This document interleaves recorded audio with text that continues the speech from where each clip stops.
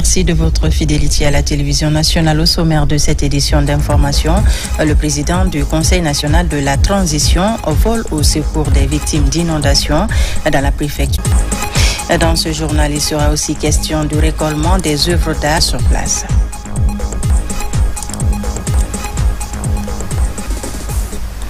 Bonsoir à tous et merci de nous rejoindre sur la RTG. À la une de l'actualité ce soir, inondation à Koya. On en reparle dans cette édition. Cet incident malheureux a coûté la vie à un citoyen. En plus de ce cas de mort, plusieurs dégâts matériels ont été enregistrés et de nombreuses familles se retrouvent sans abri. Suivez le constat de nos reporters Nabila Moussa Kamara et Fodé Mamoudou Souma. Sur le front des inondations à Koya, les dégâts matériels sont énormes. Dans les ménages, ils sont nombreux des citoyens qui sont gravement touchés. Les maisons et leur contenu raclés et remportés par les eaux torrentielles. Dans les bas-fonds, les champs sont envahis par la boue et les débris. Les ateliers et les garages installés le long des rivières n'ont pas échappé aux effets des inondations. Vous regardez dans les chambres, vous saurez qu'on a tout perdu. Ici, nous sommes impactés gravement. On avait beaucoup de piments, on avait des buts, de patates, mais les eaux ont tout emporté. Dans la famille du jeune homme qui a trouvé la mort lors du sauvetage d'un enfant noyé, c'est le même constat. Mon fils Aboubakar Kouma, moi je n'étais pas là, j'étais en voyage. Ils m'ont appelé. Aboubakar Kouma, c'est lui qui a l'habitude de m'appeler. Aboubakar Kouma, moi je peux dire qu'il était utile pour beaucoup de personnes. Mais hélas, que son âme repose en paix. Après cet incident malheureux, de nombreuses familles restent pour l'instant confrontées à des difficultés majeures. Nous vivons très difficilement, vous-même vous le constatez. Depuis cet événement, personne n'a bougé. On n'a aucun moyen. Nous avons des difficultés de nourriture, des difficultés de déplacement, des difficultés même où se coucher à l'intérieur. On n'en a pas où se coucher. Avec la météo qui est devenue plus clémente, des responsables communaux et préfectoraux de Koya sillonnent les foyers sinistrés. Objectif, procéder à la sensibilisation et au recensement des victimes. Pour le moment, le maire de la commune m'a envoyé les missionnaires de venir recenser tous les sinistrés là, de les faire recenser pour que tout le monde chasse que vraiment le quartier m'avait recensé. La situation maintenant qui reste, c'est à partir de la commune maintenant de la préfecture. En attendant, les nettoyages continuent ça et là et certaines familles continuent à passer la nuit chez les voisins. Eh bien, suite à ces inondations, le président du Conseil national de la transition a dépêché une délégation sur les lieux. Les familles sinistrées ont été assistées de façon financière et matérielle. Les émissaires ont exprimé toute la compassion du président du CNT et qui est également un citoyen de la commune urbaine de Koya, Abdoulaye Diallo. Quelques heures après l'inondation de la ville de Koya, la chaîne de solidarité en faveur des sinistrés s'agrandit. En tant que citoyen de cette localité, le président du Conseil national de la transition fait parler son cœur en apportant une assistance financière et matérielle à ces différents ménages touchés par le débordement des pluies torrentielles. Nous sommes venus représenter le président du CNT qui est très attristé par le drame qui est survenu ici ce week-end entre le 5 et le 6. Nous sommes venus pour leur apporter un peu de confort, le temps pour eux de pouvoir retrouver leur quotidien.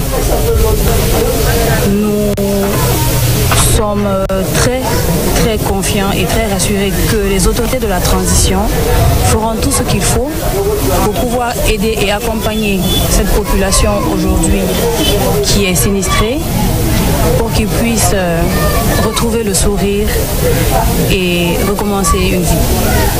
Le bilan est lourd, mais les autorités communales de Koya multiplient les efforts pour dresser les statistiques exactes des sinistrés en vue de faciliter la redistribution équitable des différents gestes. Nous sommes très fiers, très contents de lui et je sais que on n'est pas surpris. Pas du tout surpris. Nous le remercions très sincèrement et que Dieu le protège et que Dieu l'aide à accomplir sa mission, qui est une noble mission.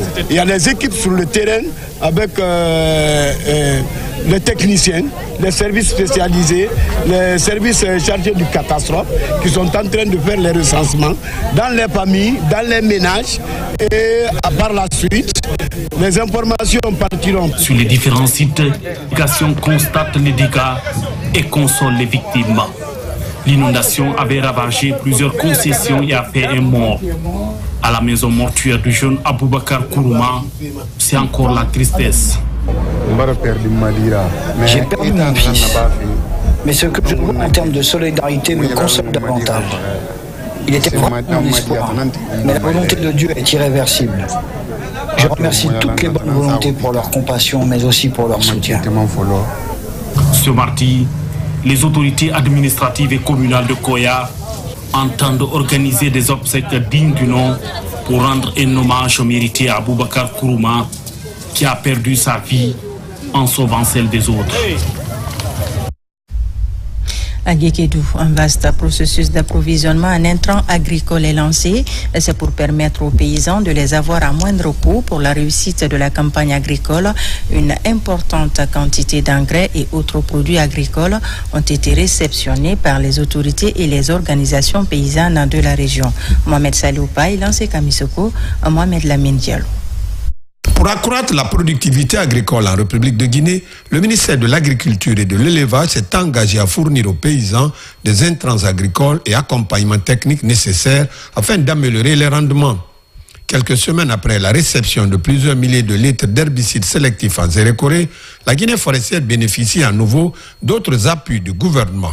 Il s'agit d'une importante quantité d'engrais et produits agricoles destinés aux 6 préfectures de la région. Ce projet permet vraiment d'acquérir une quantité importante d'intrants, notamment les semences de riz et de maïs, d'engrais, de NPK durée et d'autres types d'engrais pour permettre vraiment aux paysans de pouvoir vraiment augmenter considérablement leur rendement. L'urée qui vient d'être livrée, c'est indispensable pour l'agriculture, surtout les agricultures vivrières. Et cette qualité d'urée qui vient d'être livrée provient du projet d'urgence alimentaire.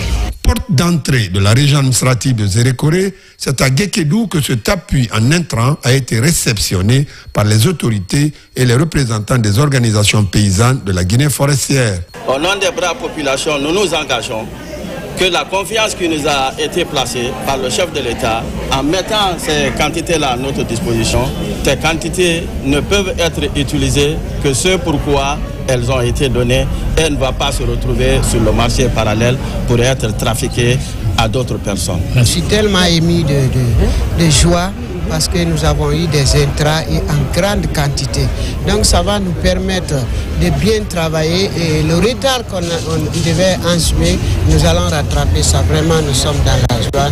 Nous remercions le colonel Mamadi Doumbouya le fait qu'il pense à nous et nous envoie de telles quantités d'engrais chez nous. Si le pays est classé 10e producteur de riz en Afrique de l'Ouest après le Nigeria par la Banque mondiale, à l'issue de la dernière campagne agricole, la Guinée voudrait améliorer ses performances. D'où cet engagement sans faille de l'État à renforcer la chaîne de production à tous les niveaux. Justement, avec près de 2 millions de tonnes de riz étuvé lors de la campagne agricole 2022-2023, la Guinée est classée comme 2e pays producteur de riz dans la sous-région ouest-africaine après le Nigeria. Une bonne nouvelle dont on parle encore ce soir. Ce classement est réalisé par le département américain de l'agriculture, une prouesse du monde rural guinéen que le ministère de l'Agriculture et de l'Élevage compte entretenir pour réduire au fur et à mesure les importations de riz. Là-dessus, suivez cet extrait de Mamoudou Nanya Limbari, ministre de l'Agriculture. Il est au micro de nos reporters Fodé Kamara et Sekou Sissoko. Ce n'est pas parce que nous sommes grands producteurs que notre production suffit. Nous produisons beaucoup, mais ce que nous produisons jusqu'à présent ne suffit pas pour nourrir tous les Guinéens parce que nous continuons à importer 35% de notre consommation environ. Cela veut dire que nous produisons 65% localement. Dans beaucoup d'autres pays, c'est seulement 40% qui produisent localement, ils importent encore 60% de leur production. Donc nous sommes très contents de cette avancée. Nous allons continuer à nous battre pour qu'on soit autosuffisant en riz, pour qu'on puisse produire la quantité dont on a besoin pour consommer. Il va toujours y avoir des petites importations. Ce qu'il faut rappeler, le Nigeria, qui est le plus grand producteur, importe encore plus de riz que la Guinée. Et il faut aussi rappeler que les autres pays, Côte d'Ivoire, Sénégal, importent énormément de riz, importent largement plus de riz que la Guinée. Parce qu'en Guinée, au moins, c'est à la chance de voir le riz local sur le marché. Dans beaucoup de pays, c'est difficile de trouver même un riz local sur le marché parce que l'essentiel, c'est du riz importé. Nous étions très contents de passer ces messages-là et d'inviter les Guinéens à croire aux bonnes nouvelles sur leur pays, de ne pas croire uniquement aux mauvaises nouvelles quand même. Quand on dit des bonnes choses sur un pays, c'est ce que font les autres. Ils communiquent beaucoup plus quand les bonnes choses arrivent à leur pays. Mais chez nous, souvent, nous nions les choses quand les bonnes nouvelles arrivent à notre pays. On a généralement été 3e, 4e en production derrière le Mali. Maintenant qu'une fois, nous sommes quand même un peu bien positionnés. Ce n'est pas le moment de critiquer des choses. Nous ne savons même pas comment ces chiffres ont été collectés, parce que c'est une méthode américaine. On n'a pas suivi, on a juste vu ces chiffres comme tout le monde, parce que c'est leur travail à eux.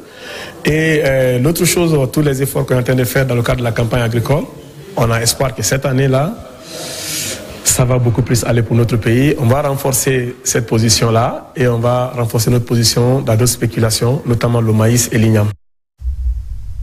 La délégation de la coordination des cautions nationales de transit routier inter-État de la CEDEAO est en séjour en Guinée. Elle échange avec les responsables concernés par la mise en place du corridor routier dans l'espace CEDEAO. L'objectif est de fluidifier la libre circulation des personnes et des marchandises entre les pays membres de l'institution. Plus de précisions dans ce reportage d'Ibrahima Souri Blakitouri. Pour une harmonisation du commerce sous-régional, les États membres de l'Union ont mis en place une organisation coordination des cautions nationales de transit routier inter-État. Pour implanter ce projet en Guinée, une délégation sous-régionale séjourne dans le pays pour rencontrer les membres de la Chambre de commerce. Ceci dans le but de rendre dynamique mais aussi harmoniser les points de vue de cet outil de contrôle du commerce. Cette mission se déroule en 3 phases. D'abord, c'est la rencontre des autorités. À ce niveau, c'est la sensibilisation, parce qu'il faut reconnaître que la Chambre, une fois qu'elle est sur l'échiquier régional et sous-régional, doit faire du lobbying, parce que pour régler les problèmes de ses adhérents. Avec la volonté du chef de l'État, le Premier ministre et Madame la ministre du Commerce, d'aider cette Chambre à régler ces problèmes. La délégation est conduite chez la ministre du Commerce, de l'Industrie et des PME. Ici, les débats sont axés sur le développement du commerce guinéen et son repositionnement dans la sous-région. La mission a aussi rencontré les ministres du Budget et celui des Transports. Dans ces départements, les échanges ont porté sur le développement durable et la qualification de la sécurité du transport des marchandises. La vision du président est de s'assurer que la Guinée se repositionne dans l'échiquier mondial. Nous avons réussi à mettre en place une fêtière. Une équipe dynamique a pris la gouvernance de cette fêtière. Et grâce à ce dynamisme-là, des contacts ont été noués au niveau sous-régional et international, d'avoir des experts des institutions partenaires de la CEDEAO qui viennent en Guinée pour les assister et les renforcer sur certains plans, dont notamment cette question de la garantie pour assurer le transit et la fluidité du commerce entre les pays de la sous-région. Nous sommes tout à fait disposés au niveau du département des transports à les accompagner dans la réussite des objectifs qui sont liés au transit routier inter-État. Nous avons beaucoup de défis à relever. Nous allons ensemble travailler, main dans la main, pour que nos corridors, les différents pays concernés puissent avoir une certaine fluidité dans le transit du fret ou des marchandises, en tout cas, qui circulent entre nos différents États. Les pays signataires de cette convention sous-régionale bénéficient de la libre circulation des biens et marchandises avec une garantie sécuritaire assurée par les pays frontaliers de l'espace CEDEAO. Je me félicite donc de la qualité des audiences que nous avons eues et également de la qualité du contenu des échanges. Nous avons pu rencontrer des acteurs, en tout cas publics et privés, surtout des membres du gouvernement qui ont été très sensibles à cette démarche et qui sont tout à fait disponibles à accompagner la Chambre de commerce et d'industrie et d'artisanat de la Guinée dans tout ce qu'elle entreprendra dans le cadre de sa réforme pour être donc au diapason des exigences de compétitivité des entreprises guinéennes. Ce projet de mise en place des corridors dans l'espace CEDEAO est une idée salvatrice qui va améliorer les conditions de transport des activités commerciales des pays membres de la coordination des cautions nationales du transport routier inter-État de la CEDEAO. Ouverture à Conakry des 23e journées scientifiques annuelles. Durant ces journées, les échanges vont porter sur les défis et les nouvelles opportunités pour l'Afrique. La rencontre mobilise les 8 pays membres de l'organisation. L'événement s'articule autour du thème chimie et développement minier, défis et opportunités pour l'Afrique. Le point avec Mounir Bari. La promotion de l'intégration sous-régionale, la coopération et la promotion des grades académiques au sein de l'organisation de la Société africaine de chimie. C'est le programme des journées scientifiques annuelles qui se tiennent à Conakry avec la participation de Minankadra. Ces journées nous permettent de faire le point d'excellence dans nos différentes universités, de faire le point de l'apport de la chimie en tant que discipline transversale importante de la science pour permettre le développement endogène durable de nos différents pays de la qui constitue la soie chimie. Les 23e journées scientifiques de la Société ouest-africaine de chimie sont tombées à point dans notre souci de dynamiser les actions de promotion des enseignants, chercheurs et l'amélioration constante du processus de valorisation et de vulgarisation de la recherche encourage les activités scientifiques de cette nature. Malgré les crises constatées dans certains pays de la sous-région, les membres de la Société africaine de chimie ont réussi à organiser cette session. Elle devra fédérer les chimistes de l'Afrique, favoriser la croissance économique et la protection de l'environnement. Sous le leadership de son Excellence colonel Mamadi Doumbouya, président de la République, chef de l'État, nous sommes résolus à soutenir la recherche scientifique et à encourager la collaboration entre les différentes institutions et pays de la sous-région. La chimie est une discipline qui transcende les frontières et qui peut jouer un rôle essentiel dans la réalisation de notre vision commune pour l'Afrique de l'Ouest.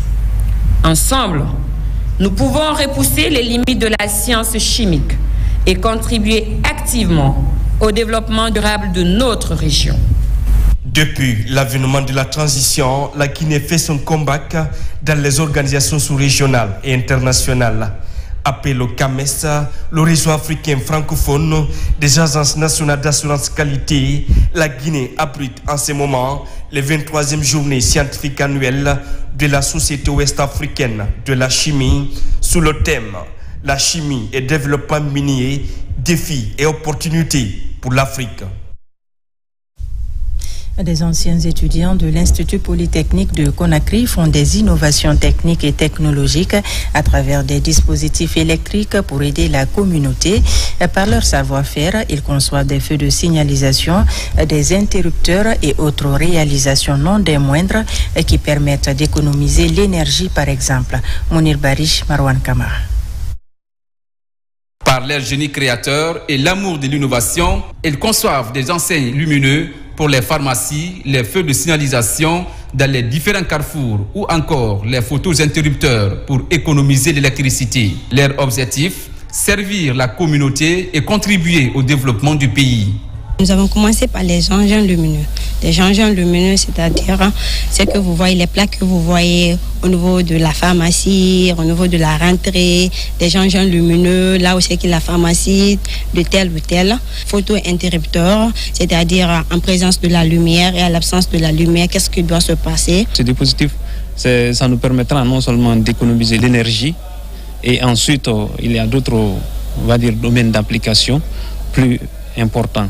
Et ensuite, l'interrupteur aussi à infrarouge. Ça aussi, c'est très important. C'est quelque chose qui peut entrer en jeu, surtout dans l'économie aussi. Des interrupteurs infrarouges les horloges numériques de stations FM portables en cas de pandémie qui visent à informer les populations, surtout en zone rurale. Ces génies créateurs évoluent dans plusieurs domaines d'activité.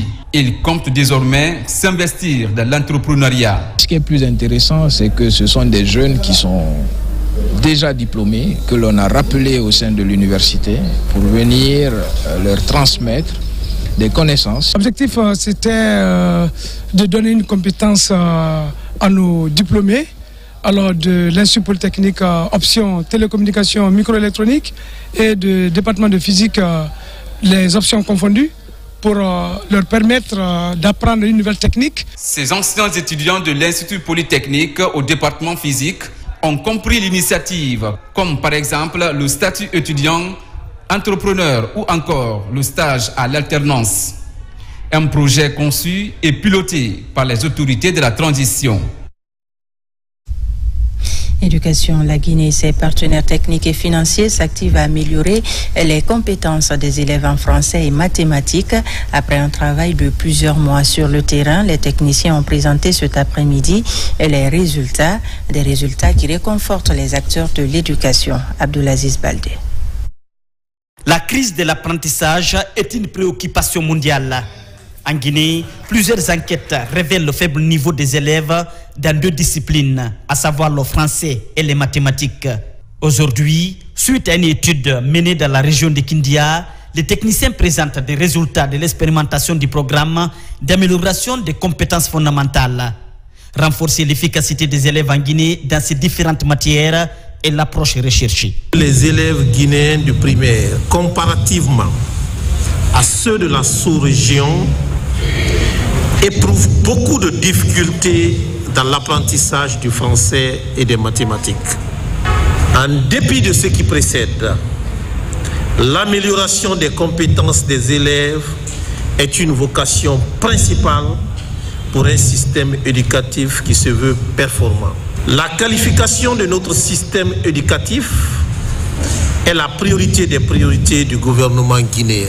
Pour la mise en œuvre des résultats présentés, le MEPUA, à travers la Direction nationale de l'enseignement fondamental, compte investir le terrain de la semaine prochaine. L'élan est soutenu par les partenaires techniques et financiers pour la qualification du système éducatif. Après la présentation, nous allons mettre à leur disposition les différentes propositions d'extension. Que ce soit l'approche régionale, que ce soit l'approche nationale, la décision finale viendra de haute autorité. Et nous, en tant que techniciens, nous serons prêts à mettre cela en application au bénéfice des élèves de tous les pays. Déjà, l'UNICEF a accompagné une équipe technique nationale qui a suivi une première formation en ligne, ensuite qui est allé en Côte d'Ivoire pour un voyage d'imprégnation. Et de là, nous avons mis en place un pilote pour expérimenter cette approche-là dans 10 écoles de la région de Kindia. Et donc aujourd'hui, cet accompagnement continue. Nous pensons qu'après ces présentations, nous allons faire un premier projet d'extension pour couvrir un certain nombre d'écoles au-delà des 10 premières écoles. En Guinée, les résultats du PASSEC 2019 révèlent que 6 enfants sur 10 n'atteignent pas le niveau minimum de compétences en lecture et en mathématiques. Au département du préuniversitaire, on compte saisir cette opportunité pour inverser la tendance. La scolarisation de la jeune fille, l'heure est désormais à la préservation des acquis des dernières décennies et le Forum des éducatrices de Guinée est en première ligne dans ce combat. Le réseau composé des membres issus de plusieurs entités sociales plaide pour plus d'investissement en faveur de l'éducation des jeunes filles. Mamadou Saliouba. Dans les établissements scolaires, après plusieurs décennies de scolarisation de la jeune fille, les résultats sont perceptibles. Partout, le pourcentage des filles est en hausse. Pour consolider les acquis, le Forum des éducatrices de Guinée renforce les compétences de ses membres en plaidoyer et en mobilisation des ressources en faveur de l'éducation de la jeune fille en Guinée. L'éducation des filles, c'est l'affaire de tous. Il y a des juristes, un membre du CNT est là, il y a des enseignants, il y a des syndicats, il y a des ONG. Chacun va jouer sa partition. Et maintenant, on est en train de renforcer leurs capacités pour pouvoir faire un plaidoyer en direction de tous les acteurs. Après avoir gagné le pari de la scolarisation, l'heure est désormais au maintien et à la promotion de l'excellence de filles à l'école. Le réseau des éducatrices de Guinée plaide pour plus d'actions pour l'accès des filles à une éducation de qualité et leur épanouissement à l'école. Les filles viennent à l'école jusqu'à un certain niveau. On les sort des classes, il y a les mariages précoces, il y a les aléas de la société. Nous, maintenant, on fait en sorte qu'on augmente davantage le taux de scolarisation, mais on s'appesantit surtout sur le maintien et la réussite. Depuis des décennies, le réseau des éducatrices de Guinée, en collaboration avec le ministère de l'enseignement préuniversitaire, œuvre pour l'éducation des jeunes filles. Aujourd'hui, l'heure est à la préservation des acquis. Dans l'actualité encore, l'inspection générale des forces armées guinéennes vient de procéder à la cérémonie de passation des chefs de service de son institution. C'est le général de brigade Abdoulaye Keita, inspecteur général des forces armées, qui a présidé la cérémonie de prise de fonction des nouvelles autorités du commandement spécial de Conakry et du Bata, bataillon autonome des troupes aéroportées. Sergent-chef Abdoulkader Kamara, correspondant de la presse militaire. Colonel Moro Diakité et colonel Karamoko Kamara bénéficient de la confiance du chef suprême des armées, le colonel Mamadi Doumbouya. Ils sont respectivement nommés au poste de commandant du bataillon spécial de Conakry BSC et du bataillon autonome des troupes aéroportées Bata. Ces officiers supérieurs sont installés dans leurs nouvelles fonctions. Officiers, sous-officiers militaires du rang ici présents, au nom du président du CNRD, président de la transition, chef de l'État, chef suprême des armées, et en vertu des pouvoirs qui me sont conférés, vous reconnaîtrez désormais comme commandant du bataillon spécial de Conakry le colonel Moro Diakité ici présent. Comme commandant du bataillon autonome des troupes aéroportées, colonel Karamoko Kamara ici présent. Vous leur obéirez en tout ce qu'ils vous commanderont pour le bien du service, l'exécution du règlement militaire et l'observation des lois dans l'intérêt supérieur de la nation. En prenant fonction, les promis ont exprimé leur gratitude à l'endroit du président de la transition, chef suprême des armées, et ils s'engagent une fois de plus à accomplir les missions qui leur sont assignées, avant de tendre une main franche à leurs collaborateurs et frères d'armes. Je mesure l'ampleur, la teneur et la portée de la mission qui m'est assignée. Je voudrais vous rassurer de ma disponibilité, de mon engagement et de ma loyauté en tout temps, en tout lieu et en toutes circonstances, avec toutes les composantes du bataillon des troupes aéroportées pour mériter cette confiance. Je viens m'ajouter à vous pour continuer notre mission régalienne qui est celle de la défense de l'intégrité du territoire national, la sécurisation de la population guinéenne et de leurs biens dans notre cher pays. En votre nom, je souhaiterais rassurer son Excellence colonel Mamadi Doumbouya, président du CNRD, président de la transition, ainsi que toute la hiérarchie militaire, que je ne ménagerai aucun effort en ce qui concerne l'accomplissement de ma mission. À noter que le colonel Moro Diakité était jusqu'ici commandant du bataillon autonome de Guéguédou et le colonel Karamoko Kamara était officier adjoint de la 4e région militaire de Nzérékoré. On prend à présent la direction de l'hôpital régional de Boké. Là-bas, le personnel soignant s'active tous les jours pour sauver des vies. Grâce à l'implication de l'État à travers le ministère de la Santé, cet établissement hospitalier est bien équipé.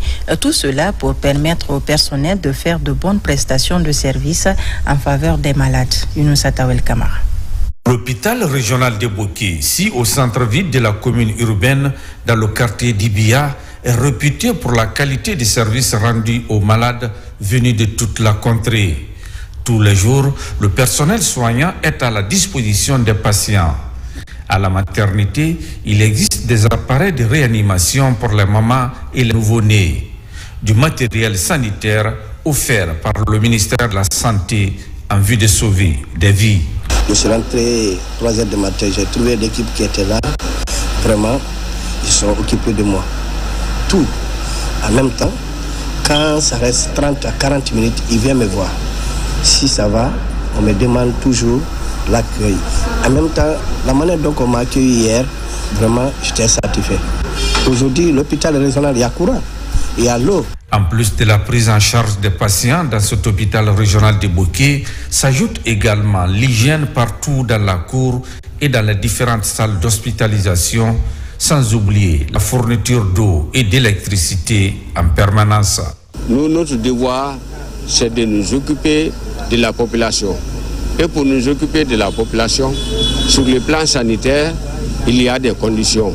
Donc notre première vision, c'est de remplir ces conditions-là au sein de l'hôpital. Nous, on a un centre de rénovation bien équipé. Toujours, l'homme n'est pas satisfait. On a besoin d'améliorer les conditions dans lesquelles on se trouve actuellement. Les hôpitaux ont pris toutes les dispositions en ce qui concerne la distribution d'eau et la source d'énergie. À l'hôpital régional, qui a un plateau technique amélioré, un service de réanimation à la maternité pour les nouveau-nés, mais aussi les mères en détresse. Dans la cour, il est prévu la reconstruction et l'extension de la maternité, un projet entièrement financé par l'État guinéen à travers le ministère de la Santé et de l'Hygiène publique. De son côté, la Jeune Chambre internationale de Guinée est en voie de matérialisation de son plan d'ouverture pour être le plus grand réseau mondial de jeunes leaders. En collaboration avec ses partenaires, elle a mobilisé plus de 1500 jeunes étudiants et diplômés sans emploi pour une formation en entrepreneuriat. La démarche vise à permettre à ces jeunes d'être autonomes. Reportage Amadou Touré. La problématique de l'emploi des jeunes à travers l'autonomisation est l'un des axes stratégiques de la politique de développement de la Jeune Chambre internationale de Guinée. Pour matérialiser cette volonté, le coach Vincent Kadjo, en collaboration avec le Bureau national de la Jeune Chambre internationale de Guinée, à travers son organisation locale GCI Conakry Elite, offre cette opportunité de formation à plus de 1500 jeunes venus de Conakry et de l'intérieur du pays. On leur a révélé 3 secrets. Le premier secret, c'est comment trouver suffisamment d'offres d'emploi dans son domaine d'activité. Le deuxième secret, c'est comment arriver à répondre aux offres d'emploi, même lorsqu'on n'a pas toutes les compétences, même qu'on n'a pas l'expérience qui est attendue. Et puis enfin, comment arriver à attirer l'attention du recruteur, les éléments clés qu'il faut mettre sur le CV pour capter le recruteur. Une formation qui apporte vraiment beaucoup à la jeunesse guinéenne. Et c'est fut un honneur de voir cette jeunesse guinéenne mobilisée pour venir assister à une telle formation. Et ça montre que ça prouve vraiment la motivation de la jeunesse et ça montre que la jeunesse est une voie de changement et une voie d'émergence en République de Guinée. Animé par Vincent Kodjo, consultant international en stratégie de développement, ce renforcement de capacité est une aubaine d'autonomisation pour les jeunes étudiants et diplômés sans emploi. Nous avons organisé cette formation grand public à travers notre organisation locale Jeune Chambre internationale Conakry Elite. Notre objectif, c'est pourquoi pas ouvrir la Jeune Chambre à ces milliers de jeunes, nous rejoindre dans ce réseau mondial de jeunes leaders pour pouvoir saisir des opportunités que les autres membres bénéficient. Cette démarche rime avec la mission de l'organisation, celle d'offrir des opportunités de développement et de sa vision, celle d'être le principal réseau mondial des jeunes leaders. On termine par le récollement des œuvres d'art du Musée national de Sandervalia. Il s'agit de faire un inventaire des objets, les classer et restaurer d'autres, une mesure de conservation durable des articles. La dernière activité de ce genre remonte à 1996. Les détails avec Ousmane Ba et Mamadou Djoumaba. Musée national de Sandervalia, un temple qui abrite plus de 12 000 œuvres d'art de la Guinée. Pour assurer une conservation professionnelle et durable à ces objets d'art de portée historique et culturelle, les autorités engagent un processus de récollement de plus de 2000 articles. Le récollement, c'est une activité qui consiste à faire l'inventaire de tous les objets du musée, c'est-à-dire la vérification générale et exhaustive des objets du musée comparé au nombre qui se trouve dans les registres. La dernière fois que ça s'est passé, c'était en 1996. Alors ça fait 27 ans, près de 30 ans, qu'il n'y a pas eu cette activité. Le premier rôle que nous avons ici, c'est la conservation. Tout muséologue doit savoir conserver les objets. Si nous sommes là aujourd'hui, c'est parce que ces objets-là ont été très bien conservés. Mais nous savons également que c'est un objet. C'est-à-dire qu'il y a une lutte entre les molécules de cohésion et les molécules de dispersion. Les objets d'art sont identifiés par rayon et par étagère. Sur la copie de récollement, les techniciens notent les informations relatives à chaque article, à savoir le nom, le numéro d'inventaire, la date d'arrivée au musée, l'état actuel de l'objet et s'il y a lieu de le restaurer. Nous voyons rayon par rayon, pièce par pièce. Nous déposons les pièces au niveau du dépoussiérage. Quand ils vont finir le dépoussiérage, on ramène les mêmes pièces sur la table d'enregistrement. Après tous ces travaux de recollement, c'est-à-dire quand nous allons finir, il y a une équipe technique qui va se retrouver pour essayer de sélectionner les objets qui sont à restaurer. On met ça de côté et traiter aussi, nous mettrons ça de côté. Nous ferons face à qui de droit pour le traitement. Le processus se poursuit pour une quarantaine de jours. En plus, les travaux de rénovation du musée avancent. Le local abritera l'ensemble des objets qui seront tous répertoriés dans un musée virtuel prévu par les autorités. Et c'est la fin de ce journal. Merci de nous avoir reçus chez vous. L'actualité se poursuit sur notre site le www.rtgguinée.info. Bonsoir et à demain.